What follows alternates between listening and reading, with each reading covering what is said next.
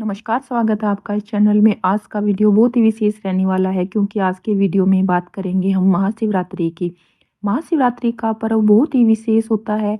इस दिन की जो रात्रि होती है उसमें बहुत सारी ऐसी एनर्जी होती है। अगर किसी ने वह एनर्जी अपने अंदर ग्रहण कर ली है तो उसके कामों में कभी रुकावट नहीं आएगी और भोलेनाथ की कृपा उसे हमेशा मिलेगी। बहुत से भक्तजन व्रत करते हैं, उनका मकसद यही होता है कि वह व्रत, दान, पुण्य, पूजा पाठ अर्चना करके इस दिन जो एनर्जी होती है वह अपने शरीर में ग्रहण करें और अपनी ऑरा को वह पॉजिटिव करें ताकि उनके सामने कोई भी ना टिक पाए। वह जिस भी काम में हाथ डाले वह हमेशा सफल होते ही चले जाएं, उनके सामने धन धान्य की कोई भी कमी ना रहे। तो इसलिए अगर व्रत आप नहीं, वैसे तो व्रत रखना चाहिए, अच्छे से पूजा आराधना करनी चाहिए। अगर आप व्रत नहीं करते हो तो अगर आप अपनी राशि के अनुसार इस दिन जलाभिषेक करते हो, रुद्राभिषेक करते हो, तो यकीन रखिए आपको बहुत ज़्यादा फ़ायदा होगा। और कुछ लोग कहते हैं कि हम मंदिर भी नहीं जा सकते, तो आप घर में ही रहकर पूजा पाठ करिए। और इस दिन जो मानसिक जाप करता है उसका सबसे ज़्यादा महत्व बताया गया है क्योंकि भोलेनाथ की पूजा में जो सबसे ज़्यादा ज़रूरी चीज़ है वह है मन। भोलेनाथ ने चंद्रमा को अपने सिर पर धारण किया हुआ है और चंद्रमा मन का प्रतीक होता है। बहुत से लोग बड़ी बड़ी पाठ पूजा करवाते हैं, बहुत बहुत पैसों के रुद्राभिषेक करवाते हैं, लेकिन वह यह कार्य मन से नहीं करते। तो आप यह समझ जाइए कि आप जो भी इतना पाठ पूजा या करवा रहे हैं आपका ध्यान और कहीं है, तो इसका फल आपको नहीं मिलेगा। और आप मन से सिर्फ भोलेनाथ के मंत्रों का जाप कर रहे हो और आप बाकी कुछ भी नहीं कर रहे हो। आप में सामर्थ्य नहीं है कि मैं रुद्राभिषेक करवाऊँ, पूजा पाठ करूँ, मंदिर में जाऊँ, दान पुण्य करूँ, इतना सामर्थ्य नहीं है तो बस आप मानसिक जाप करते रहें। आप यकीन नहीं मानोगे कि इस दिन किया गया मानसिक जाप आपको पूरे साल आपको प्रोटेक्ट करेगा। भोलेनाथ की कृपा आप पर बनी रहेगी। तो रुद्राभिषेक अगर आप में सामर्थ्य है तो ज़रूर करवाइए। कोई बहुत ज़्यादा बीमार है, बहुत ही ज़्यादा प्रॉब्लम का सामना करना पड़ रहा है तो आप रुद्राभिषेक करवा सकते हो। वैसे इस दिन महाशिवरात्रि के दिन पार्थिव शिवलिंग का निर्माण ज़रूर करना चाहिए। वह आप घर पर ही कर सकते हो। यह पार्थिव शिवलिंग घर पर बनाकर इसकी प्राण प्रतिष्ठा करें और इस पर आप अपनी सामर्थ्य के अनुसार पूजा आराधना करें। इस बात का आपको विशेष ध्यान रखना है कि जब आप पार्थिव शिवलिंग की पूजा करो तो साथ में माँ गौरी की पूजा करनी है, कार्तिकेय जी और गणेश भगवान जी की और नंदी की पूजा आपको करनी है। पूरा शिव परिवार की आपको पूजा करनी है। अब बात करते हैं कि राशि के अनुसार अगर आप शिवलिंग पर कुछ वस्तुओं से अभिषेक करते हो तो आपको क्या फल की प्राप्ति होती है और किस राशि। अब बात करते हैं कि किस राशि वालों को किस चीज़ से अभिषेक करना चाहिए। तो बात करते हैं मेष और वृश्चिक राशि की। इनके स्वामी मंगल देव होते हैं तो इन्हें चाहिए कि थोड़ा गंगा जल लें और उसमें लाल चंदन पाउडर मिलाकर अगर यह शिवलिंग पर चढ़ाते हैं तो इनके रुके हुए कामों, इनके भाग्य में दिनों दिन वृद्धि होती जाएगी। और जो वृष राशि और तुला राशि के जातक हैं इनके लॉर्ड होते हैं शुक्रदेव, तो इनको कोई सुगंधित चीज़ जैसे आप इत्र ले लीजिए, वह पानी में मिलाकर शिवलिंग पर चढ़ाएं। और मिथुन और कन्या राशि के लॉर्ड बुध देव होते हैं तो आप थोड़ी भांग लीजिए और उसे पानी में मिलाकर या गंगा जल में मिलाकर आप शिवलिंग पर चढ़ा सकते हैं। धनु और मीन राशि के लोग पानी में या गंगा जल में केसर मिलाएं और उससे शिवलिंग का अभिषेक करें। मकर और कुंभ राशि वालों को चाहिए थोड़ा कच्चा दूध और उसमें आप काले तिल मिला सकते हैं। मिलाकर इस पानी से शिवलिंग का अभिषेक करवाएं। अगर किसी की शादी में रुकावट आ रही है या शादीशुदा जिंदगी उनकी अच्छे से नहीं चल रही है और वह चाहते हैं कि उनकी मैरिड लाइफ अच्छे से चले तो आपको माँ गौरी को श्रृंगार का सामान अर्पित करना है और 5 मीठे पान का भोग लगाना है। यकीन रखिए अगर आप ऐसा करते हो तो आपको फ़ायदा ज़रूर होगा। अगर पैसों से संबंधित कोई दिक्कत आ रही है तो आप गन्ने के रस से जलाभिषेक कर सकते हो। अगर आप पैसा कमाना चाहते हो, आपकी नई नई नौकरी लगी है, नया बिजनेस शुरू किया है तो आप गुलाब जल से जलाभिषेक जरूर करें और रुद्राष्टकम का पाठ भी आपके लिए बहुत ही शुभ रहेगा। जो व्यापारी हैं वह शिवलिंग पर शहद अर्पित करें और भोलेनाथ के मंदिर में बैठकर 21 माला ओम नमः शिवाय के मंत्र की जाप जरूर करें।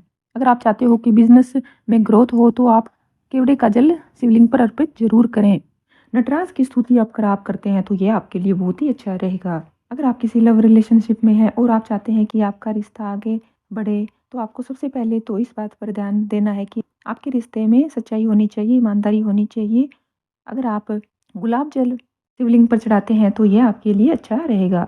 अगर आपकी मैरिड लाइफ आप चाहते हो कि आपकी मैरिड लाइफ अच्छे से चले तो आपको माँ पार्वती को श्रृंगार का सामान ज़रूर चढ़ाना चाहिए। इस दिन आप श्रृंगार का सामान किसी सुहागन स्त्री को भी दे सकते हो। और जो लव रिलेशनशिप में है वह एक उपाय और भी कर सकते हैं। आपको चाहिए 5 बेर और लाल कपड़े में बांधकर आपको शिवलिंग पर अर्पित करने चाहिए और वहाँ पर आपको एक घी का दीपक जलाना है और उसमें 5 लौंग आपको रखने हैं और नमः शिवाय का जाप आपको करते रहना है वहाँ पर और आपको अपनी मनोकामना बोलनी है। और आप चाहते हो कि आपका मैरिड लाइफ में जो भी प्रॉब्लम आ रही है वह ना आए तो आपको एक अर्धनारीश्वर का चित्र लेना है, वह अपने घर में नॉर्थ में आपको लगाना है। और इस दिन अगर आप किसी हिजड़े को सुहाग का सामान अर्पित करते हैं, सुहाग का सामान देते हैं तो यह आपके लिए बहुत ही अच्छा रहेगा। और शिवलिंग पर तुलसी पत्र नहीं चढ़ाया जाता, इसलिए जो तुलसी की मंजरी होती है वह शिवलिंग पर इस दिन आप चढ़ा सकते हो।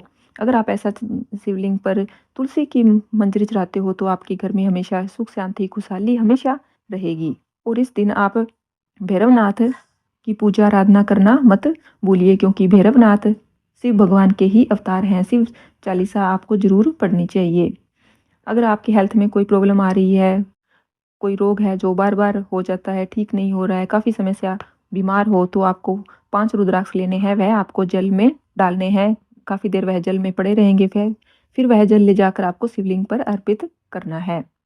अगर आपका बच्चा है, पढ़ाई में मन नहीं लगता है, आपका कहना नहीं मानता है, तो उसके हाथ से आप 21 बेलपत्र शिवलिंग पर ज़रूर चढ़वाएँ और दूध से अभिषेक ज़रूर करवाएँ और मंत्रों का जाप करते रहें। अगर बच्चा मंत्र बोलता है तो ठीक है, नहीं तो आप मंत्र का जाप करते रहना जब वह बेलपत्र शिवलिंग पर अर्पित कर रहा हो तब। अगर आपकी संतान प्राप्ति में कोई बाधा आ रही है तो आपको चाहिए एक पीला वस्त्र, पीली पगड़ी और पीला चंदन। अगर यह तीनों चीज़ें आप इस दिन शिवलिंग पर अर्पित करते हो तो यह आपके लिए बहुत ही शुभ रहेगा। और श्रृंगार का सामान जरूर अर्पित करें और शिवलिंग का फूलों से श्रृंगार करें, फलों से श्रृंगार करें, यह बहुत ही पुण्यदायी होता है। और कोई स्पेसिफिक सॉल्यूशन के लिए आपको रुद्राभिषेक जरूर करवाना चाहिए। अगर आप में सामर्थ्य नहीं है तो आप मंत्रों का जाप करते रहें। अगर आपके रुद्राभिषेक करवाने का सामर्थ्य है तो आप जरूर करवाएं और किसी जो अच्छे से मंत्रों का उच्चारण करना जानता है उसी से आप करवाएं। अगर आपके सिर में दर्द रहता है, बहुत आपको टेंशन रहती है, वह टेंशन किसी भी प्रकार की हो सकती है, तो आप दूध से रुद्राभिषेक जरूर करवाएं। अगर घर में कलेश रहता है, सब सुख सुविधा होने के बाद भी घर में कलेश रहता है, तो आप दुर्वा से अभिषेक करवाएं। अगर धन तो आ जाता है लेकिन वह टिकता नहीं है तो आप शहद से रुद्राभिषेक करवाएं। और अगर आप चाहते हो कि धन की प्राप्ति हो तो महालक्ष्मी के लिए आप गन्ने के रस से अभिषेक करवाएं। इससे आपके ऊपर महालक्ष्मी की कृपा हमेशा बनी रहेगी। अगर आपके कामों में रुकावट आ रही है, कोई काम आप कर रहे हो फिर रुक जाता है, फिर आगे बढ़ता है फिर रुक जाता है, तो आपको दही या छाछ से रुद्राभिषेक करवाना चाहिए। अगर आपके शत्रुओं की दिनों दिन वृद्धि हो रही है, गुप्त शत्रु बढ़ रहे हैं, तो आपको सरसों के तेल से रुद्राभिषेक करवाना चाहिए। लेकिन इस बात का आपको विशेष ध्यान रखना है कि जब सरसों के तेल से रुद्राभिषेक होता है तो इस बात को गुप्त रखना चाहिए। अगर आपके बच्चे आपका कहना नहीं मानते हैं, बिगड़ रहे हैं, तो आपको एक पारद का नंदी अपने घर पर लेके आना है और उसे स्थापित करना है। इससे देखना भोलेनाथ की कृपा आप पर कितनी बनती है और आपके बच्चे हमेशा सही रास्ते पर ही चलेंगे। और इस दिन आप शिव भगवान का तो पूजन कर ही रहे हो, लेकिन माँ काली का पूजन आपको जरूर करना है। इसलिए आप दुर्गा चालीसा जरूर पढ़ें, एक घी का दीपक आप जरूर जलाएं और इस दिन अपने सामर्थ्य के अनुसार आप दान पुण्य जरूर करें। अगर आप यह कार्य करते हैं शिवरात्रि के पर्व पर तो इस दिन की ऊर्जा आपके लिए बहुत ही पॉजिटिविटी लेकर आएगी। और कुछ लेडीज़ होती है, वह कहती है कि हम पीरियड के टाइम महाशिवरात्रि पर पूजन नहीं कर सकते, तो आप सिर्फ मानसिक जाप करते रहिए, यह आपके लिए बहुत ही विशेष फलदायी रहेगा। आप यकीन रखिए, अगर महाशिवरात्रि के दिन आप शिव बाबा को प्रसन्न कर लेते हैं तो आपके जीवन में कभी कोई संकट नहीं आएगा।